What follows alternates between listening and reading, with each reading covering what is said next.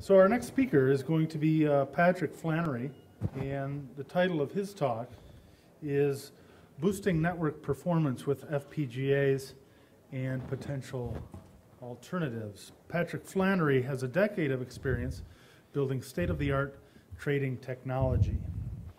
He was the first technology specialist and employee at two successful electronic trading firms in New York, including his previous employer, Sumo Capital, an equity options market maker.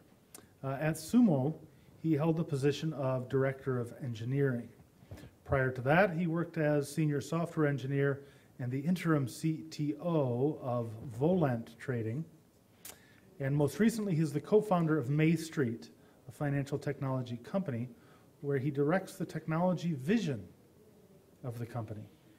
He has extensive experience developing highly scalable, low-latency applications for the equity and equity derivatives markets.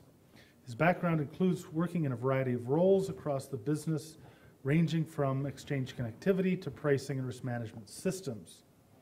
Originally from Milwaukee, Wisconsin, he obtained a BS in computer science from the University of Colorado at Boulder. Ladies and gentlemen, Patrick Flannery.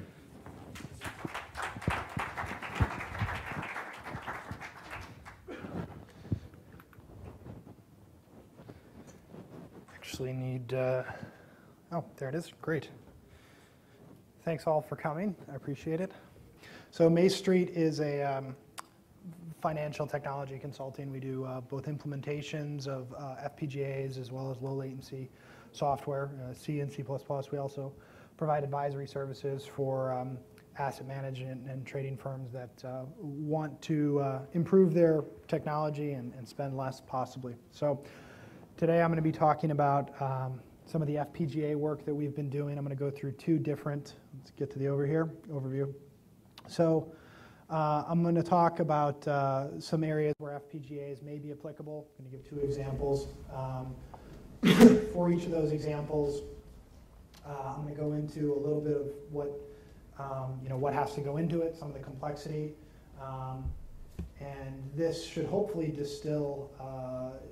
The goal is to say that a lot of these FPGAs have a lot of talk, and how can you really effectively use this and feel comfortable knowing that this is a valuable investment. So quickly, I'm going to review what an FPGA is. I'm going to give you just a few small samples of one small sample of Verilog. Then I'm going to get into the two different examples. The first is to build a complete trading strategy on a chip, and the second is to actually filter exchange data. And then I'm going to point out why FPGAs are being talked about kind of as a whole, which is the things that they do that software doesn't do.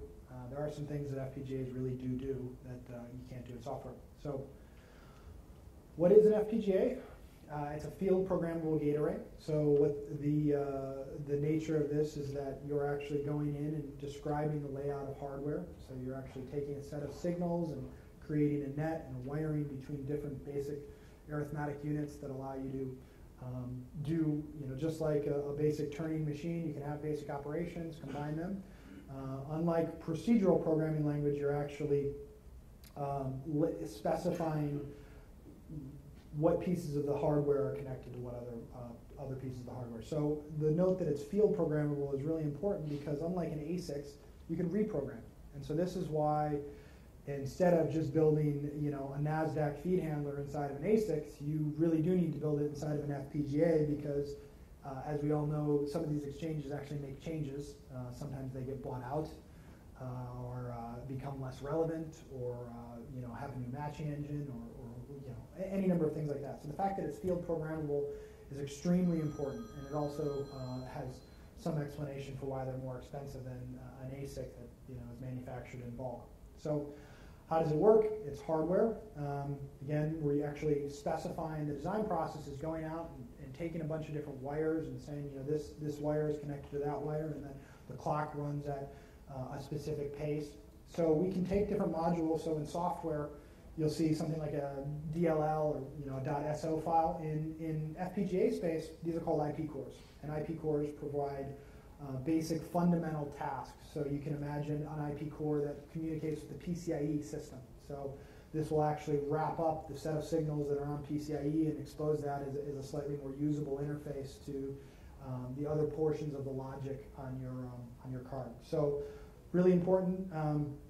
The clock, and I should say clocks, there are multiple clock domains usually on any FPGA of any size. So you're going to be thinking about time in a really precise way. You're saying, you know, at the rising edge of this clock, these results are going to be available, and this is the exact state of all these known modules. So that changes your thought process a lot, and that's why many trading firms have a hard time saying, all right, we want to do this, you know, the logic looks simple, I have a bid-ask function, you know, why can't I just put it on here? And it's like, this is what adds the complexity. You're speaking a very precise timing.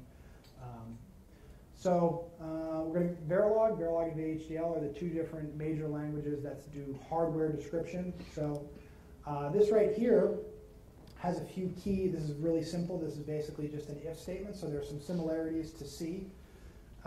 What we have is we're saying we take, so the notation, first most important piece of notation there is saying the always at with that star. What that means is at the rising edge of a clock, we're going to perform this work. So these blocks can be computed completely in parallel. So you can have many of these sitting on an FPGA and you're going to arrive at some result, you know, one clock cycle later. So another important point, a little different notation for when you compare against a counter against a known number. You're actually specifying its width in bits, which are really wires. And you'll see that we concatenate a 255 wire wide field. And so that's done all in one clock cycle. So you can actually have a result where you now have, you take multiple 32-bit wires and combine them into one 255-bit wire. We also do some XORs there. So key points being that this happens at the changes in clocks. So rising edge, falling edge. So as specific to trading technology, recognizing that we're actually going to be building these in hardware, we've got a lot less space. What are a couple things that we could build? So we're going to build two things. First, HFT logic. So the idea behind all this is we all know, like if we wanted to create a liquidity rebate algorithm, something that says I provide a bidder and ask price as fast as possible. How would I go about doing that? So when people talk about latency, it's a tough thing to talk about because everybody knows that you've got intermediate steps. You've got time for the exchange for the data to propagate from the exchange to your co-location. You've got PCIe interrupt times. So go into the diagram here. You've got PCIe interrupt times. You've got logic time, the runtime of your code, and then it goes back out. And so it's possible in order for a piece of data to reach you, maybe it has multiple intermediate steps. So in order to really make this sort of thing work, the thing you have to think about is you've got to remove all the hops, right? So you really can't put all of this time into engineering a solution where you've got some market data gateway that sits between you and your trading decision. The markets are fast enough that there's just no value in that. You're going to put all of this effort. So this, these are not the exact IP cores, but these would be roughly the way that you would break this apart. So I've got the shaded area of what's actually sitting in logic terms on the FPGA. O to E is optical to electrical, electrical to optical. We're going to come in, market data is going to have to be parsed in some format. You're essentially going to have some memory width, which is a series of wires. You can optionally update the order book. A lot of strategies really do require knowing what the order book is.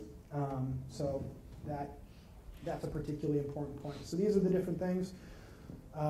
Comes in, you've got trading strategy logic, which ultimately, if you've got a strategy that's like 500,000 lines of C code, how are you going to put that into what amounts to a couple million, maybe, logic cells? And so the answer to that is you need to have a strategy that's parameterized that can take these pre-computed values and then produce a bit ask out of what's known on it. So that's non-trivial. So again, get rid of everything. I say the switch. It's definitely worth noting. Arista has put an FPGA inside of it, which definitely is worth doing. But no matter where your FPGA lives, you can't have anything between it and the exchange. I mean, that right there is 1 microsecond. So if you're looking to forward and backwards, if you're really looking to do this, you got to get rid of the switch. In order to get rid of the switch, your FPGA has to learn how to speak network, which is whatever the set of protocols are that live at that exchange. And they vary by exchange and are sometimes kind of complicated. So the common ones are BGP or routing information protocol. You may need to speak IP rendezvous, something like that. So those are IP cores that you could very likely buy. You probably don't want to build. Or you could potentially hack something together where some other device ultimately does the subscription and then just feeds it to your device. But kind of a different thing. So you need to be able to get the data to the device. So the order book, as you know, at a high volume day, the order book can grow in size. You're ultimately looking at one venue. You're going to amalgamate the bids and the asks and sort them. This is very challenging because you need to have very specific memory requirements of when a piece of data comes in, how can I access a large chunk of memory and have a deterministic result. This is marching to a very specific pace, which is determined by the clock. So that's one of your first challenges if you're going to keep the order book in memory. You're going to have to keep all this stuff around, and you're going to have to be able to know how to access it. And so some very specific timing requirements there. So order book, strategy parameters.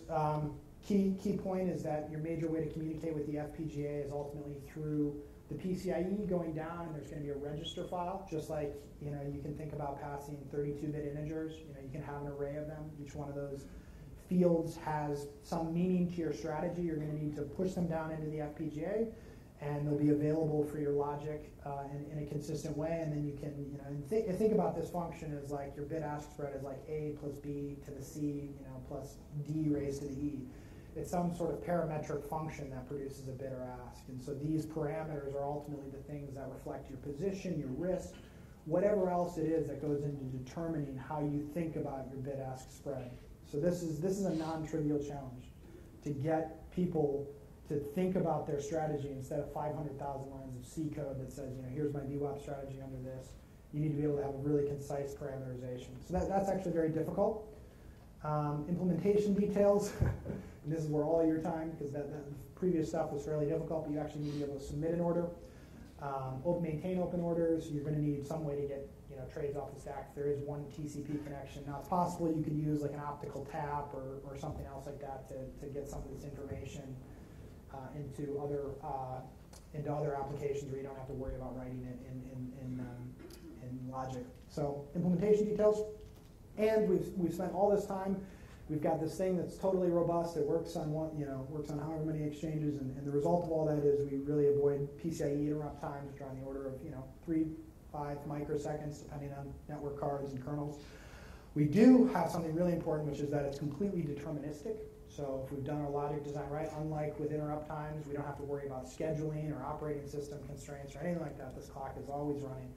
So we have bought ourselves something pretty valuable under load, which is that we know our system's going to respond. So if this is done correctly, again, there's a lot of numbers that are floating around, but it's extremely difficult to get all this done in 1 microsecond.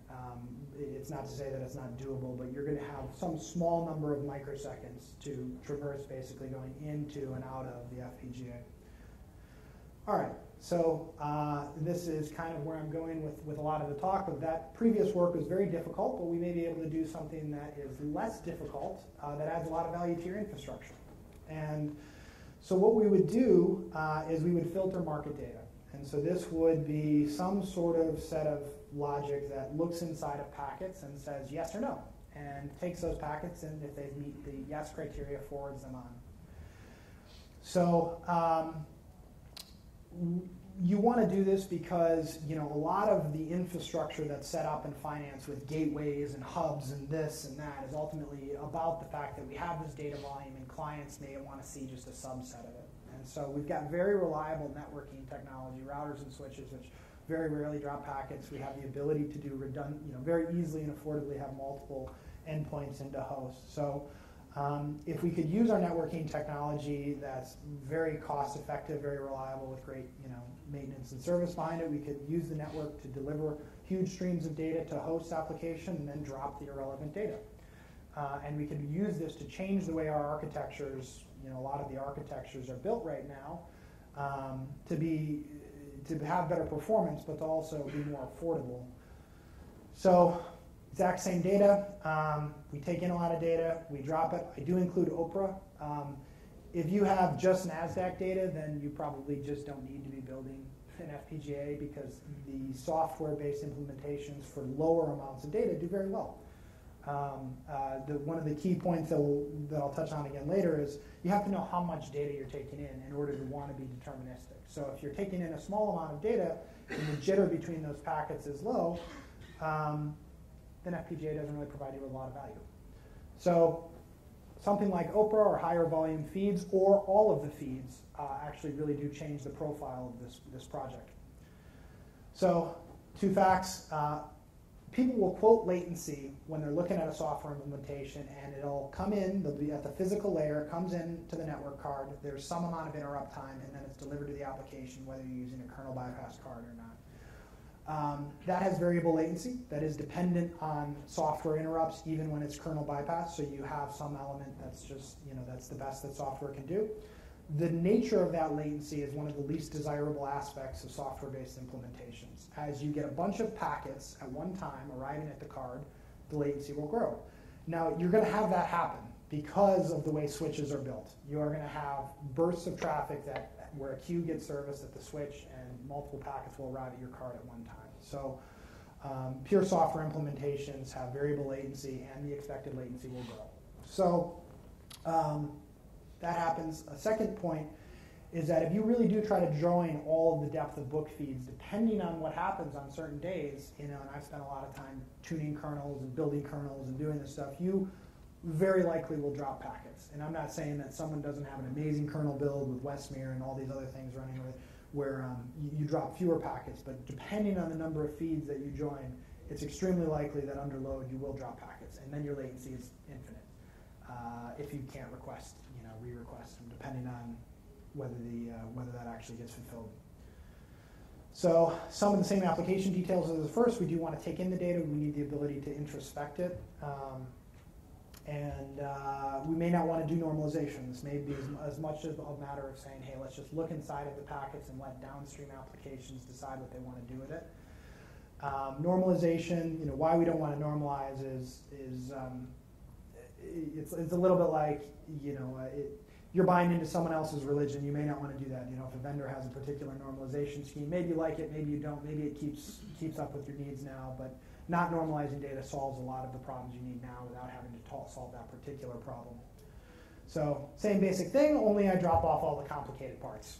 I basically get rid of some of the details of having to send orders out, having to do all these other things. Order book is still there. More complicated subscriptions obviously could say subscribe to N levels of the order book, 3, 5, however many levels, or maybe just the top level of the order book. Or maybe for options, you're saying, I only want to know about price changes. Those are the sort of things where more advanced logic could fit in here and add value. So what we gain by using an FPGA for filtering data, we can have much more deterministic client code. We can ultimately say, hey, I'm writing this in Java, C#, whatever. And I'm really just not worried about that client having to keep up with the volume of data. I'm not worried about that client just becoming overwhelmed and growing to 6 gigs in memory and then just crashing because some queue on the inside does successfully read from the network. So when you're able to do this sort of thing, you are able to change your infrastructure so that the flows of data match. So when an exchange has data, sometimes they have some number of matching engines per some alphabetic group. Well, a lot of logic does map itself pretty well to being within a firm. You can say, oh, we have all the letters A running on this box, but in practice, you usually want to look at some collection of symbols. You're thinking about it as an ETF or some basket of stocks, and what you want to say is, all right, I've got 50 stocks. I'm making markets on XLE, which has 44, right? And I want to ignore 8,800 other issues, right? This allows you to effectively just look at that stream. So downstream applications consumption matches their business logic. And that's a really useful thing to have happen because you could, instead of having these monolithic processes that maybe have to connect to a number of different applications to filter data, you can just receive them. So next, So I just gave the example, ETF computations. This is a great thing where you want to remap the basically load balancing infrastructure that's used by the exchanges to something that fits you a little bit better. Another example of something that's really useful, which a lot of people are not talking about as much as they should be, which is latency to strategy development. So if you have a collection of data and you want to replay it quickly, you have to read it from disk and you have to do the same filtering. So you can have an architecture where your real-time and your historical infrastructure have some commonality between them. And you can ultimately say, all right, I want to ask these complex questions about the state of the market in the past, and the greatest way to do that is to replay what the market was doing in the past. And I can do that quicker.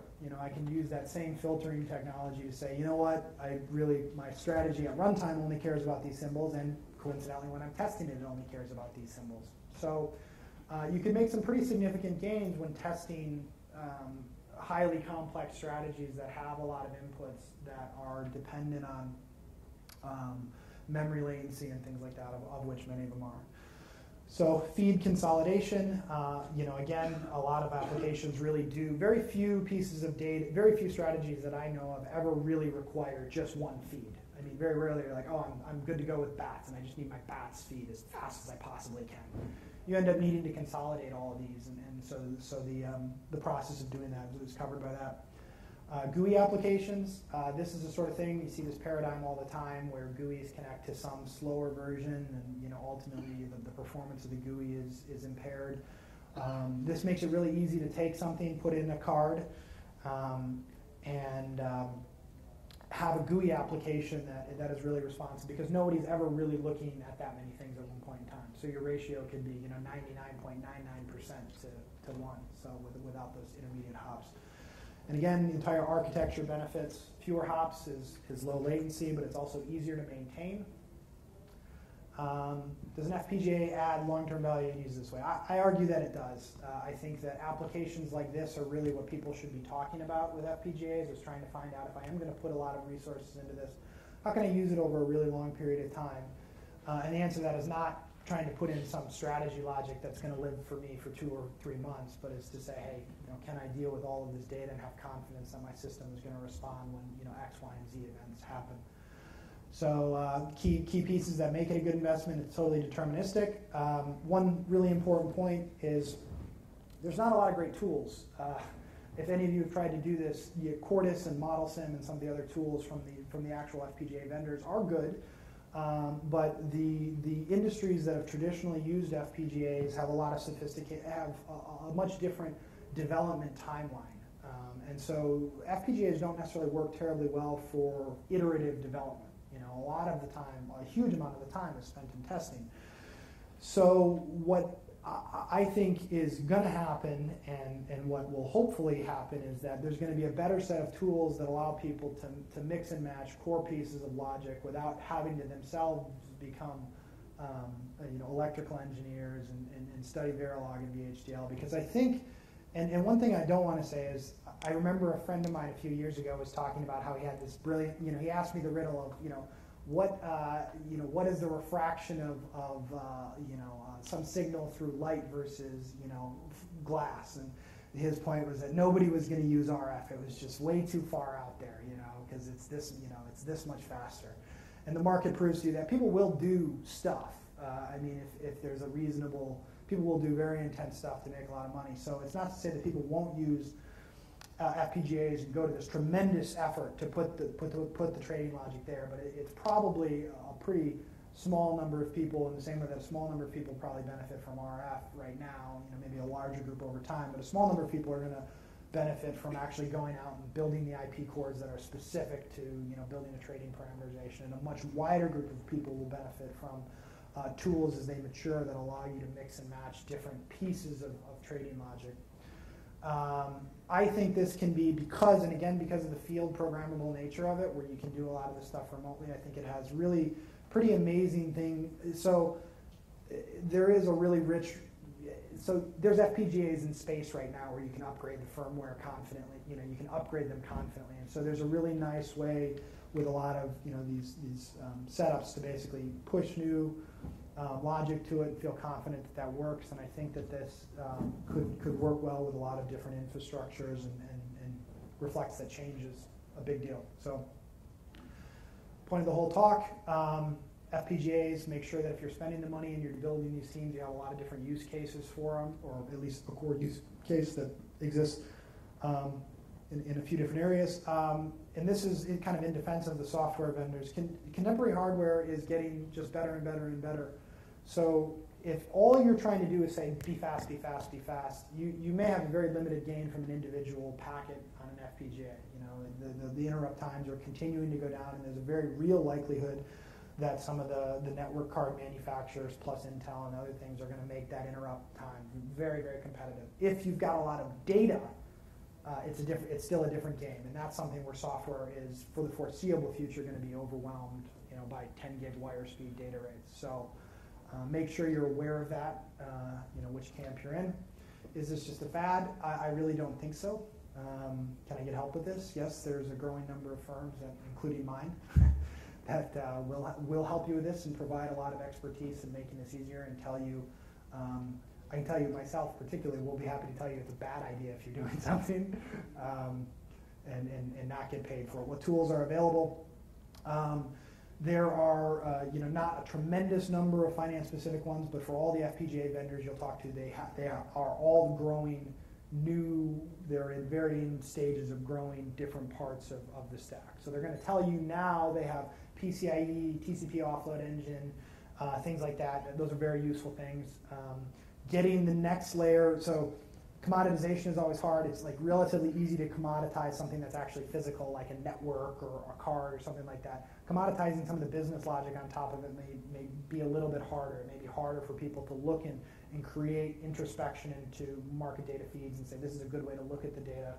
I think that's actually going to be an area that's more challenging because people who are good at it's very difficult for a firm who's not in finance to, this is just philosophy, a firm who's not in finance to have a good opinion about market data when it's not their business. It's very hard to sell market data to people whose business is market data. So I think it's going to be a fair bit harder for them to build a tool, the next step of tools, which ultimately allow them to interact with market data and markets the way that they want. But that's a goal. And thank you. If you guys have any questions, feel free to, okay, someone has a question. What are your thoughts on the vendors that provide the code generation tool? So I'm going to tell you some code generation is so really important. Is hardware description is very different than procedural code, and I think there are specific languages, there are specific sections where code generation makes sense, where the timing bounds on it can work very well. It's very difficult to generate code across multiple logical units. Like if all you're trying to do is produce an adder that adds up numbers, that does a fast Fourier transform, that's great. You'll probably have better code generation from something like that with known timing. If you need to interact with any two systems, immediately it's out the window. I don't want to say quite so severe. It's much more difficult because the interaction of the timing requirements between the different modules is really where you end up spending most of your time anyway. So you can get code out of it. It can make your life easier, but it's definitely not going to allow you to build an FPGA that does this stuff completely from end to end. I'm a pure hardware engineer. It's kind of really hard for me to break into this market. I do FPGAs been doing FPGAs for 5 years with heavily intensive data loads. So for a guy like me, like how can I market my resume? Because what you were talking about, I mean, I read that stuff and I understand it thoroughly, but it's hard to get somebody from comp sci to understand what my resume can do for them. Yeah. No, I wrote this massive chunk of Verilog. It was like 6 slides, and I gave it to our head hardware guy, and he passed back that to me. Like at like 3 in the morning, he's like, seriously, just stick with this. So, and he's like, here's an adder. It's 4 bits wide. So I think the number one thing for you, I mean, you can definitely call me up after this. I've definitely helped out a number of engineers.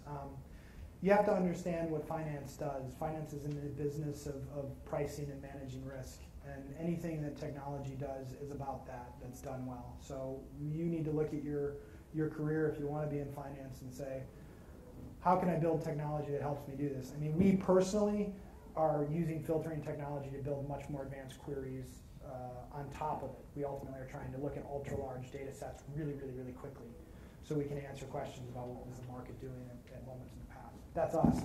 So for you, just try to understand what finance does as a sector of the economy, and then you can be much more valuable.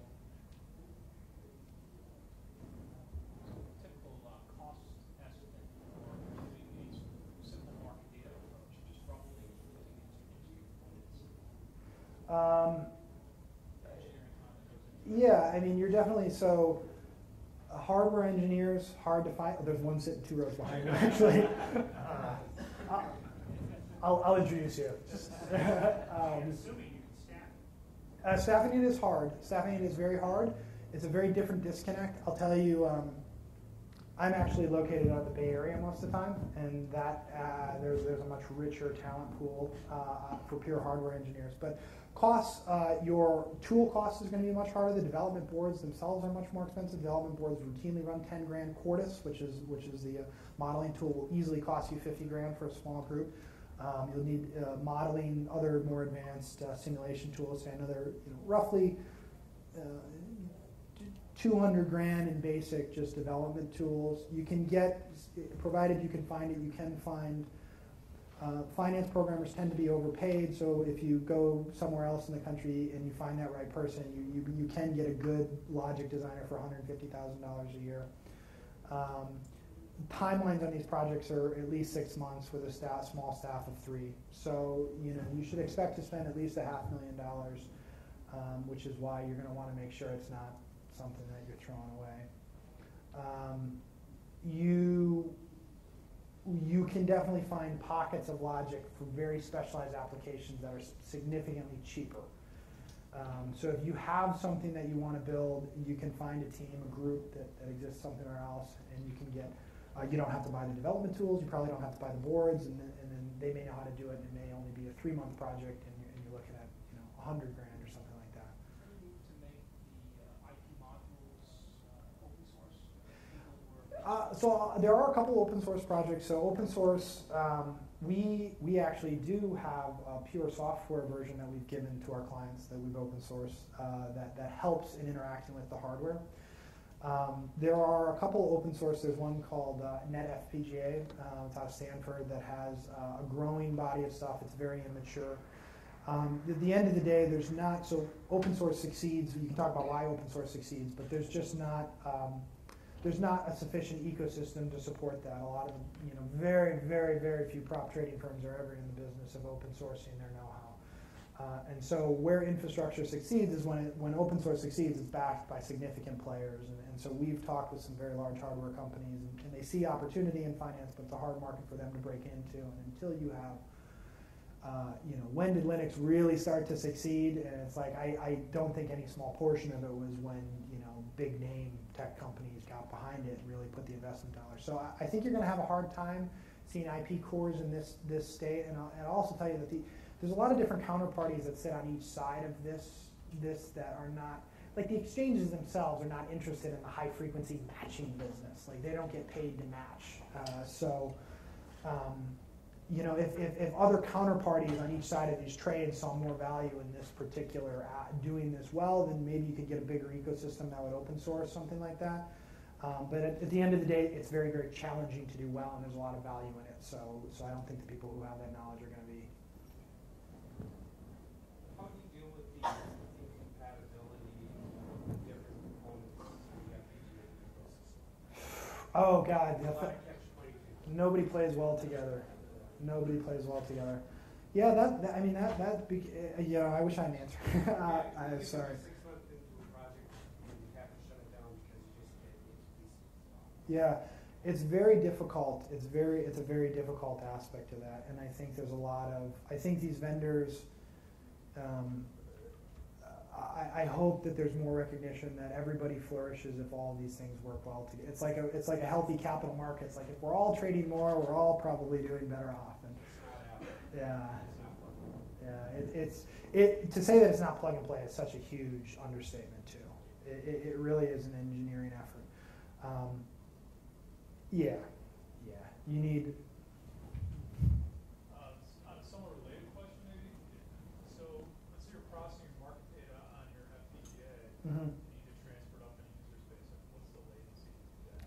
So there actually some vendors do have some very good things for this. So DMA modules are very commoditized and can be done very well. So you're going to want to be doing the same sort of kernel bypass memory where you're ultimately mapping a page and have it reside in a specific memory address. Single low microseconds. You really are shooting for 2 microseconds. You really want that card to do its work in the 1 microsecond region and then have something passed up into host memory. And 2 is the goal. It's a, yeah. And then kind of a related question, you mentioned Westmere, you didn't say about Sandy Bridge or Ivy Bridge. I was just giving an example. I mean, there's a lot of different, each of these architectures are going to be moving in that direction. So.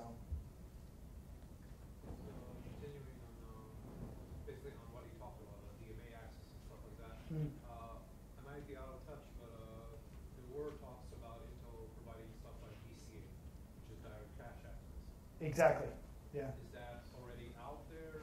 It's not out there now, but I mean, I talk about this as kind of a risk to people who are like doing the FPGA stuff. If all you're doing is trying to get past that PCIe interrupt time and not taking advantage of really using wire speed processing, then that makes it a precarious investment for you because Intel is very much aware of the fact like, hey, we've got these network cards, they sit on the motherboard, right? And we know people want to get this in there as fast as possible. And if you've got well-compiled x86 code, it's going to be extremely effective in operating on that. So those are the sort of architectures that are more specific. That is not out there in a wide range, to the best of my knowledge.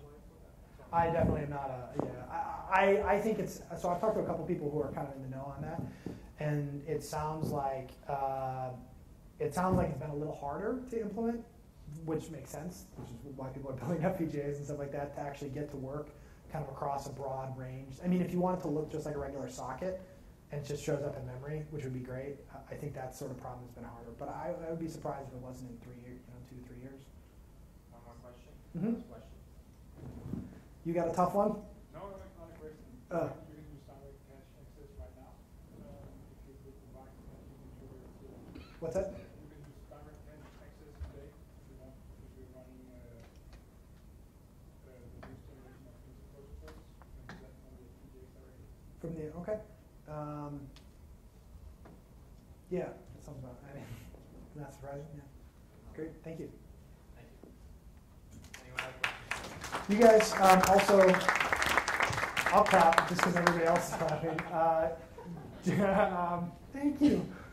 You guys can just email me. I can give you the presentation. You can call me up if you guys are contemplating a project and are worried like this doesn't seem like it'll work, or maybe it will, or this is what my engineers are telling me. Give me a call. By all means, I'll be happy to talk more.